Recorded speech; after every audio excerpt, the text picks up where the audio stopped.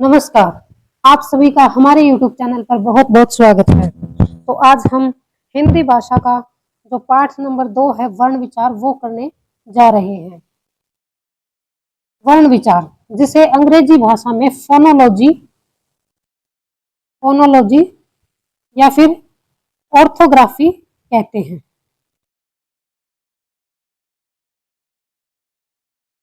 Orthography कहते हैं। तो वर्ण विचार में भाषा के अंतर्गत आपने पढ़ा है कि अपने विचारों को स्थायित्व प्रदान करने के लिए लिपि की आवश्यकता होती है।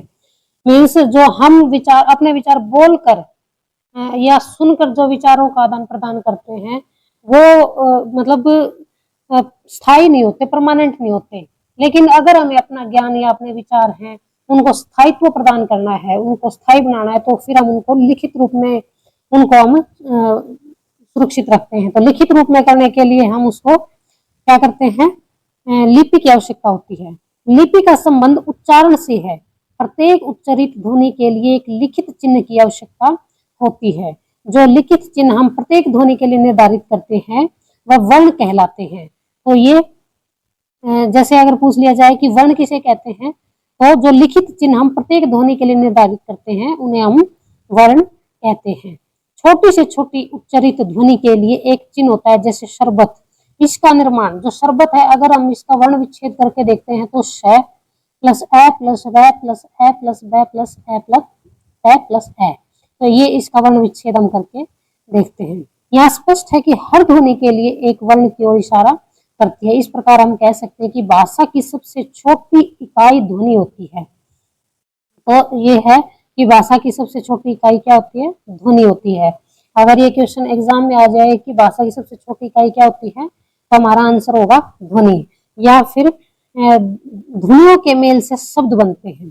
जो भाषा की सबसे छोटी इकाई ध्वनि है और ध्वनियों को मिलाकर के शब्द बनते हैं, और शब्दों को मिलाकर वाक्य बनते हैं, और वाक्य निर्माण करके हम फिर पूरी एक भाषा का निर्माण कर सकते हैं। तो ध्वनि केवल बोलने के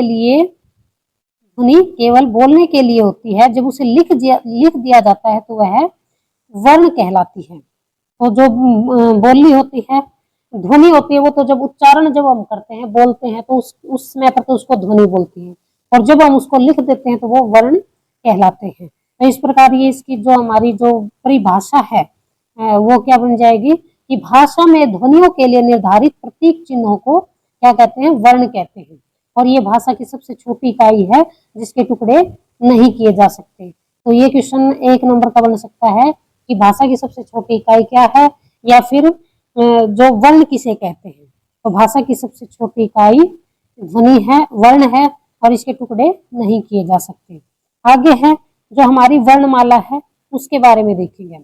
वर्णों के क्रमिक और व्यवस्थित समूह को वर्णमाला कहते हैं।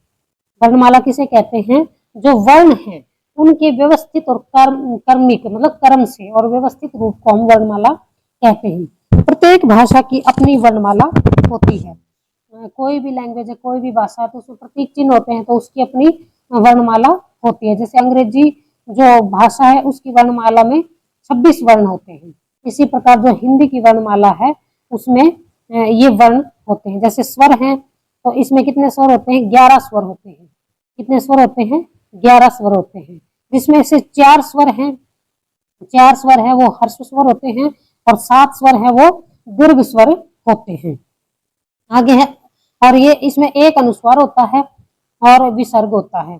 विसर्ग की जो ध्वनि है वो है के साउंड निकालती है, और विसर्ग है ये संस्कृत भाषा से लिया गया है। और व्यंजन है ये हमारे जो शुरुआत में जैसे क वर्ग, च वर्ग, त वर्ग, त वर्ग, प वर्ग, ये स्पर्श व्यंजन होते हैं। ये व्यंजन कौन से होते हैं, स्पर्श व्यंजन होते हैं। स्पर्श व्यंजन के अंतर्गत ये 25 व्यंजन आते हैं। स्पर्श व्यंजन के अंतर्गत ये 25 व्यंजन है। सबसे पहले है क वर्ग, च वर्ग, ट वर्ग, त वर्ग और प वर्ग। ये हमारे बोलते समय हमारे मुख के अलग अलग मतलब उसको पार्ट को टच करते हैं, तो इस वजह से इनको स्पर्श व्यंजन कहते हैं। और इनका अलग अलग वर्ग होता है, तो इस वजह से इनको वर्गीय व्यंजन भी कहते हैं। जैसे क वर्ग है, तो क वर्ग है ये, इसको जब हम बोलते हैं, उच्चारण करते हैं, तो ये इनकी ध्वनि है वो हमारे कंठ से आती है, तो इसी वजह से इसको कंठ बोलते हैं। जो च वर्ग है वो तालव्य है, और जो ट वर्ग है वो मूर्धन्य है, और त वर्ग है वो दंत्य है, और प वर्ग है वो ओष्ठ्य है, क्योंकि इसमें हमारे जो ओठ हैं वो आपस में टच करते हैं। और जो ए और अ है ये दोनों के दोनों अयोगवा होते हैं। ये दो क्या होते हैं? अयोगवा होते हैं। आगे है जो अड़ और अड है ये उत्क्षिप्त व्यंजन होते हैं। ये कौन से होते हैं? उत्क्षिप्त व्यंजन होते हैं, और इनसे किसी भी शब्द की शुरुआत नहीं होती है। तो उत्क्षिप्त व्यंजन होते हैं, इससे किसी भी शब्द की शुरुआत नहीं होती, ये हमेशा बीच में या फिर लास्ट में आते हैं। आगे है जो य र ल व है, य र ल व ये अंतस्थ व्यंजन होते हैं। ये कौन से व्यंजन होते हैं? अंतस्थ व्यंजन होते हैं, और इसमें से य और व को हम अर्ध स्वर में भी रख सकते हैं। इनको अर्ध स्वर में भी रखा जाता है। अगला है श, स है, ये ऊष्म व्यंजन है। इनका उच्चारण करते समय हमारे मुख से जो थोड़ी सी गर्म और जो मतलब गर्म हवा निकलती है, इनको बोलते समय, तो इसी वजह से इनको ऊष्म व्यंजन कहते हैं। और जो संयुक्त व्यंजन है, संयुक्त व्यंजन है अक्ष, त्र, ग और श्रय, ये संयुक्त व्यंजन है। जैसे क्ष है ये क से ए से मिलकर बना है, त्र है वो त र ए से मिलकर बना है, और ग है ये ज न ए से मिलकर बना है, और श्रय है वो स र ए से मिलकर बना। तो ये जब दो व्यंजनों को मिलाकर जब इनका निर्माण होता है तो इनको संयुक्त व्यंजन कहते हैं। तो ये संयुक्त व्यंजन कितने हैं? 4 हैं। अगला है आगत वर्ण। आगत वर्ण वो होते हैं जो दूसरी भाषाओं से हमारी भाषा में आए हैं, जैसे ज, फ और ओ।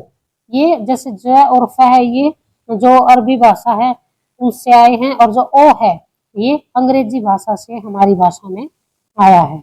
तो ये हमारी जो वर्णमाला थी उसके बारे में हमने पढ़ा कि जो स्वर हैं वो 11 हैं, अयोगवा है वो 2 हैं, और स्वर के अंदर जो 4 है वो हर्ष स्वर हैं, और 7 है वो दीर्घ स्वर हैं, और अनुस्वार और विसर्ग है ये अयोगवा है, और व्यंजन है वो 33 हैं। 33 में से जो 25 व्यंजन है वो स्पर्श व्यंजन या वर्गीय व्यंजन है, और जो अड़ैड़ है ये उत्क्षिप्त व्यंजन है, य र ल व अंतस्थ व्यंजन है, और श है ऊष्म व्यंजन है, और क्ष त्र ग श्र ये संयुक्त व्यंजन है, और कुछ आगत वर्ण भी है ज फ ओ। कुछ अंग्रेजी शब्दों का शुद्ध उच्चारण करने में ओ की ध्वनि का प्रयोग किया जाता है, जैसे डॉक्टर और हॉस्पिटल इत्यादि। केंद्रीय हिंदी निदेशालय ने ओ को भी स्वरों में शामिल करने की सिफारिश की है। मतलब अभी तक ये सम्मिलित हुए नहीं है, अभी तक हमारी भाषा में 52 वर्ण थे लेकिन अगर हम अ को शामिल कर लेते हैं और उत्क्षिप्त को शामिल कर लेते हैं, ड को, आगत वर्णों को शामिल कर लेते हैं, तो फिर हमारे जो हिंदी वर्णमाला है उसमें वर्णों की संख्या वो 55 हो जाएगी। फिर आगे है वर्णों के भेद। तो वर्णों को हम डिवाइड करते हैं 2 भाग में, 2 पार्ट में डिवाइड करते हैं। सबसे पहला है स्वर और दूसरा है व्यंजन। तो स्वर कितने हैं? 11 हैं, और व्यंजन कितने हैं? 33 हैं। व्यंजन कितने हैं? 33 हैं। जिन वर्णों का उच्चारण अन्य ध्वनियों की सहायता के बिना किया जाता है वे स्वर कहलाते हैं। जो वर्ण है जैसे ए, आ, ई, उ ये है, इनका उच्चारण करते समय हमें किसी और ध्वनि की आवश्यकता नहीं है, तो ये स्वर कहलाते हैं। इनका उच्चारण करते समय हवा बिना रुकावट के मुख से सीधी बाहर निकलती है, और ये है ए, आ, ई, उ, री, ए, ऐ, ओ, औ। हिंदी में री का उच्चारण, जो री ऋषि है उसका उच्चारण री के रूप में होने लगा है। हिंदी में कुल 11 स्वर हैं, और स्वरों का उच्चारण करने पर हम पाते हैं कि प्रत्येक स्वर के उच्चारण में समय लगता है। किसी में कम समय लगता है तो किसी के उच्चारण में ज्यादा समय लगता है। तो स्वरों का वर्गीकरण भी हम अलग अलग आधार पर करते हैं। जैसे सबसे पहले स्वरों का वर्गीकरण है वो हम उच्चारण में लगने वाले समय या मात्रा के आधार पर स्वरों का जो इनको डिवाइड करते हैं, इनके भेद बताते हैं। फिर अनुनासिकता के आधार पर या उच्चारण के आधार पर, या फिर उच्चारण स्थान के आधार पर और प्रयत्न के आधार पर। तो 4 तरीके से हम स्वरों का वर्गीकरण कर सकते हैं। तो सबसे पहला है उच्चारण में लगने वाले समय या मात्रा के आधार पर स्वरों के भेद। इसमें सबसे पहले है हर्ष स्वर। जिन स्वरों के उच्चारण में कम समय लगता है या एक मात्रा का समय लगता है उन्हें हर्ष स्वर कहते हैं। ये संख्या में 4 हैं। अगला है दीर्घ स्वर। जिन स्वरों के उच्चारण में एक मात्रा से ज्यादा या 2 गुना समय लगता है, जिसमें 2 मात्रा का समय लगता है, वे दीर्घ स्वर कहलाते हैं। ये 7 हैं। तो ह्रस्व स्वर थे वो कितने थे? 4 थे। ह्रस्व स्वर कितने थे? 4। और ये कितने? 7 है। ग्रहित स्वर भी ग्रहित स्वर जो आ है, जो अंग्रेजी भाषा से लिया गया है, उसको भी दीर्घ स्वर के अंतर्गत ही रखा जाएगा। प्लुत स्वर, जिन स्वरों के उच्चारण में हर्ष से 3 गुना ज्यादा समय लगता है या 3 मात्रा का समय लगता है, ये प्लुत स्वर कहलाते हैं। और इसका चिन्ह ये होता है, जैसे अंग्रेजी भाषा का जो एस ये होता है उसकी तरह होता है, इसको गुरु भी बोलते हैं। इसका प्रयोग पुकारने में, जोर से गाने या रोने के समय किया जाता है। जैसे कोई साउंड हमें लंबी खींचनी है, जैसे हम ओम का उच्चारण करते हैं, या फिर हे राम, इस तरह का, आ जाओ, ओम, आ, इस तरह के जो शब्द हैं इनका उच्चारण करते समय हम 2 से ज्यादा मात्रा का समय लेते हैं, तो इस वजह से इनको हम प्लुत स्वर कहते हैं। तो मात्रा के आधार पर 3 प्रकार हो गए स्वरों के, हर्ष, दीर्घ और प्लुत। सुरों का प्रयोग मुख्यतः 2 रूप में किया जाता है, स्वतंत्र रूप में या मूल रूप में, और दूसरा है व्यंजन के साथ।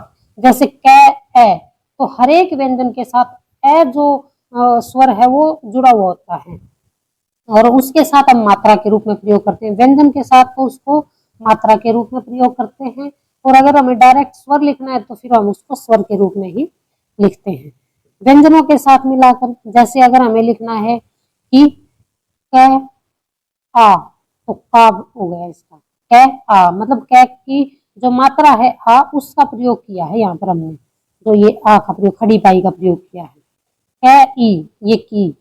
और अगर हमें सीधे ही ए, आ ये लिखने हैं, आओ, आए, आई, तो इसमें हम स्वतंत्र रूप से स्वरों का प्रयोग ही करते हैं। आगे जैसे मात्रा के रूप में इनको कैसे प्रयोग कर सकते हैं, जैसे ये स्वर है ए की, ये मोस्ट इंपोर्टेंट है कि ए कौन सा स्वर है जिसकी मात्रा नहीं होती, तो ए है, उसकी कोई मात्रा नहीं होती, लेकिन ये हर एक व्यंजन के साथ जुड़ा होता है, इसकी स्वयं मतलब अलग से कोई मात्रा नहीं होती, लेकिन हर व्यंजन के साथ ये जुड़ा होता है। जैसे महल, इसमें देखिए क्या मैं के साथ कुछ लगा है, लेकिन फिर भी इसके साथ ए जुड़ा है। और ये बाकी के जितने भी हमारे स्वर हैं, ये उन सभी की मात्राएं हैं। जैसे ये ए की कोई मात्रा नहीं है, ये आ की मात्रा है, ओ की मात्रा है, ई की मात्रा है, बड़ी की मात्रा है, ऊ की मात्रा है, बड़ा ऊ की मात्रा, री की है, और ए, आई, ओ, औ, ये इनकी मात्रा है और ये इनका प्रयोग है। तो ये इनकी मात्राओं के रूप में हम प्रयोग कर सकते हैं।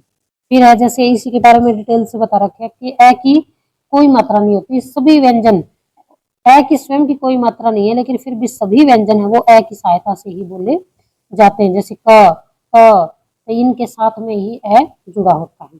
री का उच्चारण री के तरह किया जाता है, जैसे री ऋषि का उच्चारण है, नीचे जो ये इसके नीचे गुंगी सी लगा देते हैं, ये री है। गृह, गृह, पृथ्वी, पृथा इत्यादि। मात्राएं वर्णों के चारों तरफ लगाई जा सकती हैं। जो मात्रा हम लगाते हैं वो ऊपर भी लगा सकते हैं, नीचे भी लगा सकते हैं, साइड में भी लगा सकते हैं, दोनों तरफ। जैसे आम, आम, मिला, मैला, रूप, औरत, प्रथा। अब देखिए इनमें मात्राएं अलग अलग जगह पर लगा रखी है। जैसे आम में आ की मात्रा वो पीछे लगा रखी है, मिला में मैं के आगे लगा रखी है, मैला में ऊपर लगा रखी है, रूप रह के बीच में लगा रखी है आगे ऊ की मात्रा, औरत में ऊपर लगा रखी है, प्रथा में नीचे लगा रखी है। तो इस प्रकार हम मात्रा को चारों तरफ लगा सकते हैं। र के साथ ऊ और ऊ की मात्रा ऊपर नीचे नहीं बल्कि बीच में लगाई जाती है, जैसे जरूर, रूप, शुरू आदि। फिर अगला है अनुनासिकता के आधार पर। ये तो हमने पढ़ा था, मात्रा के आधार पर, लगने वाले समय के आधार पर हमने 3 प्रकार के पढ़े हैं वो। और अगला है अनुनासिकता के उच्चारण के आधार पर। इसमें होते हैं मतलब स्वरों के उच्चारण करते समय मुंह के साथ नाक से भी हवा निकलती है। तो ये 2 प्रकार के होते हैं, एक है निरनुनासिक और एक है अनुनासिक। निरअनुनासिक वो होते हैं जिसमें हवा केवल मुख से निकलती है, नाक से नहीं निकलती है। और अनुनासिक वो होते हैं जिसमें जो हवा है वो मुख और नाक दोनों से निकलती है, मुख और नाक दोनों से हवा निकलती है। उच्चारण स्थान के आधार पर, उच्चारण स्थान के आधार पर किसी वर्ण के उच्चारण में जिस अंग का मुख्य योगदान होता है उसे उस उच्चारण का स्थान कहते हैं, उस उच्चारण का स्थान कहते हैं। कंठे, जिन वर्णों का उच्चारण कंठ से होता है उन्हें कंठे कहते हैं, जैसे ए है ये कंठे स्वर है। तालव्य, जिन वर्णों का उच्चारण तालु से होता है उन्हें तालव्य कहते हैं, जैसे ई है। और मूर्धन्य जिन वर्णों का उच्चारण मूर्धा से होता है उन्हें मूर्धन्य कहते हैं, जैसे री। ओष्ठ्य जिन वर्णों का उच्चारण ओठों से होता है उन्हें ओष्ठ्य कहते हैं, जैसे ऊ। ऊ को बोलते समय हमारे ओठों की जो बनावट है वो बदल जाती है, तो इस वजह से इनको ओष्ठ्य कहते हैं। और कंठ तालव्य जिन वर्णों का उच्चारण कंठ और तालु से होता है उन्हें कंठ तालव्य कहते हैं, जैसे ए, ऐ, ये तालव्य है, कंठ तालव्य है। कंठोष्ठ है जिसमें कंठ और ओष्ठ दोनों का मिला के प्रयोग किया जाता है तो उन्हें कंठोष्ठ कहते हैं, जैसे ओ, औ इत्यादि स्वर है। अगला है प्रयत्न के आधार पर। प्रयत्न के आधार पर वर्णों का उच्चारण करने में बोलने वाले को जो चेष्टा करनी पड़ती है उसे प्रयत्न के आधार पर कहते हैं, जैसे घोष स्वर है। घोष स्वर मीन्स जब स्वरों के उच्चारण में जो हमारी स्वर तंत्रियां हैं उनमें एक कंपन सी पैदा होती है तो उन्हें इसलिए इन्हें ये सभी स्वर है वो घोष स्वर कहलाते। विवर्त स्वर। घोष स्वर में विवर्त स्वर जब स्वरों का उच्चारण होता है तो मुख खुला होता है, प्राणवायु एक मुख विवर्त के रूप में होती है, इसी को विवर्त कहते हैं। अतः सभी स्वर हैं वो विवर्त हैं। तो ये क्वेश्चन पूछ सकते हैं कि सभी स्वर कैसे हैं, तो सभी स्वर विवर्त हैं। अगला अयोगवा। हिंदी वर्णमाला में स्वरों के बाद अनुस्वार और अनुनासिक विसर्ग को लिखा जाता है, परंतु ये न तो स्वर के अंतर्गत आते हैं और न ही व्यंजन के अंतर्गत आते हैं। अर्थात ऐसे वर्ण जो अ के योग से उच्चरित होते हैं और व्यंजन वर्णों का उच्चारण वहन करते हैं उन्हें अयोगवा कहते हैं। तो ये जैसे परिभाषा भी कई बार पूछ लेते हैं कि अयोगवा किन्हें कहते हैं। अगला है अनुस्वार। जिन वर्णों के उच्चारण में हवा केवल नाक से निकलती है उन्हें अनुस्वार कहते हैं। अनुस्वार मूलतः 5 व्यंजन वर्णों का प्रतीक चिन्ह है। यह वर्णमाला के 5 वर्गों के पंचम वर्ण, जो वर्णमाला थी हमारी ऊपर, ये जैसे वर्णमाला है, वर्णमाला के अंतर्गत ये देखिए जो ये पंचम वर्ण है, पंचम वर्ण ये लास्ट वाला जो है ये वाला, ये पंचम वर्ण है, ये अनुस्वार ये वाला है, ये अनुस्वार जिन वर्णों के उच्चारण में जो पंचम वर्ण है वो बिंदी के रूप में प्रयुक्त होता है और अपने ही वर्ग के व्यंजन से पहले हलंत रूप में आने पर पंचमाक्षर के स्थान पर अनुस्वार लगाया जाता है। तो ये सभी पंचमाक्षर हैं, ये कौन से हैं, अनुस्वार है। फिर विसर्ग। इसका उच्चारण है के समान किया जाता है। इसका चिन्ह जैसे पीछे जो 2 डॉट लगा देते हैं तो ये विसर्ग होते हैं। हिंदी में इसका प्रयोग संस्कृत निज शब्दों के साथ होता है, प्रातः, प्राय, अतः, पुनः, ये ऐसे यूज होता है। जैसे संस्कृत के जो शब्द है ना, जो तत्सम शब्द हैं उनमें विसर्ग का प्रयोग होता है ज्यादातर। अगला है उर्दू की ध्वनियां। उर्दू की ध्वनियां हिंदी भाषा में अरबी, फारसी, अंग्रेजी, तुर्की आदि भाषाओं के शब्द भी प्रयुक्त समाहित हैं। तो अरबी फारसी के शब्द जो है जिनके नीचे नुक्ता लगा होता है, जिनके नीचे उससे पहचान सकते हैं हम कि ये उर्दू भाषा के शब्द हैं। क, ख, ग, घ, इनका उच्चारण जो हमारी हिंदी भाषा की जो वर्णमाला थी उनसे थोड़ा सा भिन्न होता है। इसमें थोड़ी सी जैसे कंपन सी महसूस होती है जब हम इन ध्वनियों का, उर्दू की ध्वनियों का जब उच्चारण करते हैं, क्योंकि इनके नीचे जो नुक्ता या जो डॉट लगा देते हैं उसकी वजह से वो कंपन सी होती है। ज, फ, तो ये नुक्ता कहलाता है। जैसे राज, राज तो राज्य हुआ, नुक्ता के कारण जैसे डिफरेंस आ जाता है, फर्क आ जाता है। राज, राज होता है राज्य। और एक जैसे अगर हम इसको बोलेंगे राज तो ये रहस्य हो जाता है। फन, फन मीन्स सांप का फन। और अगर हम बोलेंगे फन तो ये हुनर हो जाएगा, किसी का कोई टैलेंट है वो हो जाएगा। बाग, घोड़े की। और एक अगर बोलेंगे बाग तो ये बगीची हो जाएगी। गज, हाथी। और अगर बोलेंगे गज तो एक माप होता है जो कपड़ा वगैरह मापने में यूज होता है, या फिर जमीन भी नापते हैं हम उससे, तो ये गज होता है, एक पैमाना होता है ये। खाना, भोजन। और अगर हम बोलेंगे खाना तो ये क्या हो जाएगा, अलमारी का एक खाना। तो ख, ख, ये ध्वनि इस तरह से उच्चरित होगी। जरा, बुढ़ापा। और अगर हम बोलेंगे जरा तो ये थोड़ा, जरा मीन्स जरा सा नमक दीजिए, जरा सी, कोई भी थोड़ी वस्तु लेते हैं तो उसके लिए यूज करते हैं हम जरा। तो ये नुक्ता वाला है, ये किससे लिया गया है, उर्दू की ध्वनियां हैं।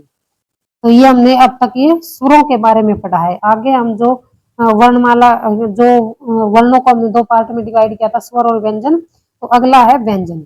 वे वर्ण जिनका उच्चारण करते समय स्वरों की सहायता लेनी पड़ती है उन्हें व्यंजन कहते हैं।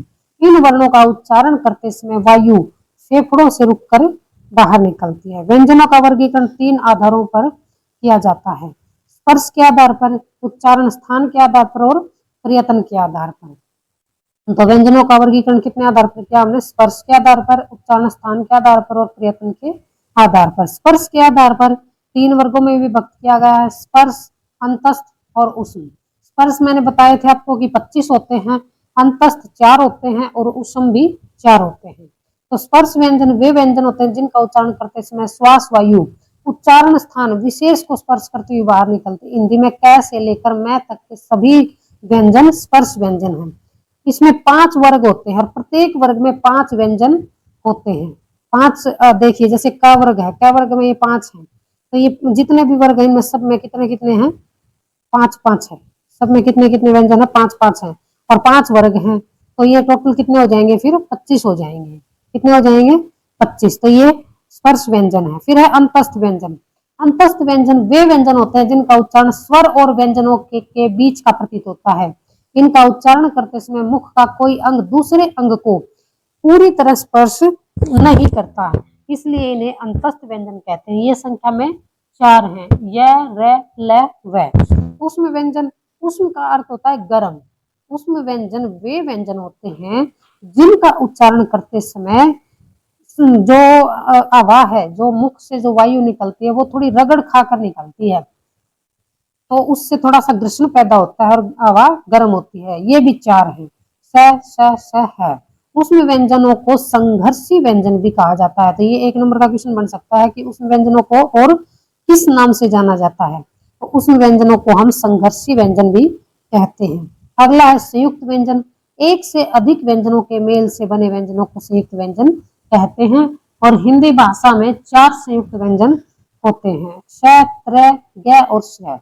ये देखिए कि जो अक्षय है इसका निर्माण क, श, अ इससे मिलकर बना है और त्र का त, र, है और ग का ज, न, है विज्ञानी। ये श्रमिक वाला श्र है। तो इनको अगर हम डिक्शनरी में देखते हैं तो इसको क्षय को हम लास्ट में नहीं देखेंगे बल्कि इसको क वर्ग में देखेंगे और त्रय को हम तय वर्ग, जो तय वर्ग वाला जो है शब्दकोश में उसको उस लाइन में देखेंगे और इसको जय वाली लाइन में देखेंगे और इसको सैसलगम वाली जो लाइन है उसमें देखेंगे। अगला है संयुक्त अक्षर। संयुक्त अक्षर जब कोई स्वर रहित व्यंजन किसी अन्य स्वर सहित व्यंजन में प्रयुक्त होता है तो संयुक्त व्यंजन या व्यंजन गुच्छ कहते हैं। इसे संयुक्त व्यंजन भी कह सकते हैं और गुच्छ व्यंजन भी कह सकते हैं। इन्हें 3 रूपों में लिखा जाता है, खड़ी पाई हटाकर, खड़ी पाई वाले व्यंजनों से संयुक्त व्यंजन बनाकर, या खड़ी पाई हटा दी जाती है। जैसे ख्वाब, ख्वाब अगर हमें लिखना है, ख को हमें आधा लिखना है। संयुक्त व्यंजन का मतलब ये है कि एक आधा और एक पूरा। तो ख को आधा लिखना तो हम इसके आगे से खड़ी पाई को हटा देते हैं। ग्वाला, इसमें ग के आगे जो पाई है उसको हटा देते हैं। न्यारा, न की खड़ी पाई हटा देते हैं। अस्त, तो इसमें स की आगे की जो खड़ी पाई है उसको हटा दिया जाता है। तो इस प्रकार ये खड़ी पाई हटा के और संयुक्त व्यंजन बनाते हैं। फिर है दूसरी तरह से हम कैसे बना सकते हैं संयुक्त व्यंजन? गुंडी हटाकर, जैसे क्लेश, है, फ है, तो इसके आगे से हम जो आगे की जो गुंडी है उसको हटा करके और फिर हम संयुक्त व्यंजन बना सकते हैं, जैसे क्लेश, हत्ता। अगला है बिना पाई वाले व्यंजनों को जोड़ते समय हलंत लगा देते हैं, जैसे ट, इसमें तो कोई पाई वगैरह है नहीं तो इसके नीचे अब हम क्या लगा देते हैं? हलंत लगा देते हैं। इस तरह से लगा देते हैं, जैसे पट्टी, औष्ठ्य, विद्यालय, उच्छ्वास, चिन्ह, गड्ढा। तो इनके नीचे जो ये हलंत लगा रखा है इससे हम संयुक्त व्यंजन का निर्माण कर सकते हैं। तो ये तो थे संयुक्त व्यंजन किस तरह से हम बना सकते हैं। एक तो पाई हटाकर, एक गुंडी हटाकर और एक है नीचे हलंत लगाकर हम संयुक्त व्यंजन, संयुक्त वर्ण है वो बना सकते हैं। आगे है द्वित्व व्यंजन किसे कहते हैं? जब 2 समान व्यंजनों को आपस में एक स्वर रहित और एक स्वर सहित होता है, उन दोनों को जब हम लिखते हैं तो वो द्वित्व व्यंजन कहलाता है। जैसे गन्ना, तो इसमें न एक तो आधा न लगा लो, चाहे ये लगा लो कि स्वर रहित न है और एक पूरा न है या स्वर सहित न है, तो इससे हम द्वित्व व्यंजन का निर्माण करते हैं। बच्चा, तो इसमें च है, ये पहले स्वर रहित है और दूसरा च है वो स्वर सहित है। इसी प्रकार दिल्ली में एक लय है वो स्वर रहित है और एक लय है वो स्वर सहित है। तो इस तरह से हम द्वित्व व्यंजन का निर्माण करते हैं। द्वित्व व्यंजन संयुक्त व्यंजन में तो दोनों जो वर्ण है वो अलग अलग होंगे, लेकिन जो द्वित्व व्यंजन है उसमें एक ही वर्ण दो बार आएगा, एक बार स्वर रहित और एक बार स्वर के साथ में। अब र के विभिन्न रूप होते हैं। र व्यंजन का प्रयोग अलग अलग रूपों में होता है, इसके प्रयोग को समझ लेना आवश्यक है। र के 4 रूप होते हैं। मूल रूप में र शब्द के प्रारंभ में, मध्य में, अंत में पाया जाता है, जैसे रमा, मगर, गरम। इस तरह से हम र को लिख सकते हैं, तो बिल्कुल सिंपल हो गया। फिर जब र स्वर रहित होता है, र स्वर रहित होता है या उसके नीचे हलंत लगा होता है, तो हम इसको ऊपर लगा देते हैं, जैसे धर्म, कर्म, शर्म इत्यादि से रेफ कहते हैं। इसे क्या कहेंगे? रेफ कहेंगे। ये स्वर रहित होता है, रेफ। और र यदि स्वर सहित होता है और पहले कोई व्यंजन स्वर रहित हो तो र को पदेन मात्रा का प्रयोग करते हैं, जैसे ग्रह, प्रणाम, चंद्र। इसमें जो ये नीचे की तरफ इस तरह से लगा देते हैं, ये कौन सा होता है? पदेन मात्रा होती है ये। और जो ऊपर लगाते हैं, धर्म के ऊपर जो लगाते हैं, कर्म के ऊपर लगाते हैं, उसे क्या कहेंगे हम? उसे कहेंगे रेफ। और जो नीचे लगाते हैं उसे कहेंगे हम पदेन मात्रा। और ट, ठ, ड, ढ इनके नीचे जब हम लगाते हैं, र पदेन के रूप में जुड़ता है, नीचे की तरफ जुड़ता है। और जैसे ट के नीचे लगाते हैं हम ट्रक लिखते हैं, तो उसके नीचे हम ऐसे लिख देते हैं, तो ये भी क्या होता है? र होता है। ड्रम, ड्रामा, राष्ट्रीय, ये सभी र है। फिर स के साथ र का प्रयोग कैसे करेंगे? स के साथ जो स सलगम है उसके साथ र का प्रयोग करेंगे, तो हम श्रीमती, श्रम, श्रद्धा, जो श्रय था, श्रमिक वाला श्रय था, उसका निर्माण होता था। तो आगे है स के साथ र का प्रयोग, जैसे स्त्रोत, सहस्त्र, ये इस तरह से करते हैं। फिर त के साथ र का प्रयोग करेंगे तो हम त्रि के रूप में लिखते हैं, त्रिशूल, मित्र, चित्र इत्यादि। तो ये थे हमारे र के विभिन्न रूप। अगला है उच्चारण स्थान के आधार पर व्यंजनों का वर्गीकरण। जो उच्चारण स्थान है उसके आधार पर व्यंजनों का वर्गीकरण कैसे करेंगे हम? कंठ है, जो क वर्ग है, क वर्ग है, वो कौन सा होता है? उच्चारण स्थान के आधार पर व्यंजनों का वर्गीकरण, जैसे कंठ है, जिन वर्णों का उच्चारण जीभ का पिछला भाग या गले को छूता है तो उच्चारण स्थान इनका कंठ हो जाता है, तो क वर्ग है वो कंठ है। और जो च वर्ग है, इनको मोटा मोटा देख लीजिए, जैसे क वर्ग है वो कंठ होता है, च वर्ग है वो तालव्य होता है, और जो ट वर्ग है वो मूर्धन्य होता है, दांतों का जो पिछला हिस्सा होता है उसको टच करता है। और तालव्य होता है, जीभ मुंह के ऊपरी हिस्से से टकराती है, जैसे च। हम बोल के भी देख सकते हैं, इसका उच्चारण भी करके देख सकते हैं। और जो मूर्धन्य है वो पिछले हिस्से को टच करती है, दांतों का जो पिछला हिस्सा है। और दंत्य में जिन वर्णों के उच्चारण में हमारी जीभ है वो दांतों से टकराती है, दांतों को टच करती है, तो उन्हें दंत्य बोलते हैं। और ओष्ठ, जिन वर्णों के उच्चारण में ऊपर नीचे ओठ आपस में टकराते हैं, ओठ आपस में टच होते हैं, तो उन्हें ओष्ठ कहते हैं। जो प वर्ग है वो व्यंजन ओष्ठ है। और दंतोष्ठ, जिनका उच्चारण करते समय हमारे दांत और निचले ओठ आपस में मिलते हैं, तो उन्हें दंतोष्ठ कहते हैं, जैसे व और फ, ये दंतोष्ठ है। और जो प वर्ग है वो पूरा का पूरा ओष्ठ है। और ये याद रखना जरूरी है, इंपॉर्टेंट है कि व और फ ध्वनि है, व्यंजन है, वो कौन सी ध्वनि है? तो ये दंतोष्ठ है। और नासिक्य, नासिक्य में जिन वर्णों का उच्चारण नासिका से होता है, मतलब हवा है हमारी नाक से निकलती है, तो इसमें जो पंचम अक्षर होते हैं वो सभी नासिक्य होते हैं। इनमें अणय मूर्धा से भी बोला जाता है, लेकिन नासिका से वायु बाहर आती है। न है वो दंत्य वर्ण है, लेकिन नासिका से प्राणवायु वायु बाहर आती है, तो ये नासिक्य है। मतलब जो पंचम वर्ण है वो सभी नासिक्य हैं। अगला है प्रयत्न के आधार पर व्यंजनों का वर्गीकरण। स्वर तंत्रियों में कंपन के आधार पर, श्वास की मात्रा के आधार पर या श्वास के अवरोध के आधार पर, स्वर तंत्रियों में कंपन के आधार पर जो व्यंजन है वो कौन से हैं? सघोष। सघोष के अंतर्गत जिन वर्णों के उच्चारण में कंपन होने के कारण घोष या नाद उत्पन्न होता है, उनको घोष व्यंजन कहते हैं। प्रत्येक वर्ग का तीसरा, चौथा और पांचवा, तीसरा, प्रत्येक वर्ग का तीसरा, पांचवा और तीसरा, चौथा और पांचवा, ये क्या है? सघोष है। ये क्या है? सघोष है। और जो पहला और दूसरा है वो कौन सा है? अघोष है। पहला और दूसरा अघोष है, और तीसरा चौथा पांचवा ये सघोष है। सभी स्वर हैं, अच्छा ये इंपॉर्टेंट है कि सभी स्वर कैसे हैं, सघोष हैं। सभी स्वर कैसे हैं, सघोष हैं। व्यंजन, व्यंजन 3, 4, 5 ये कौन से हैं, सघोष हैं। और अघोष कौन से हैं, पहला और दूसरा। सभी जो वर्गीय व्यंजन है ना हमारे, उसमें ये अघोष हैं और ये सघोष हैं। आगे है श्वास की मात्रा के आधार पर व्यंजनों का वर्गीकरण।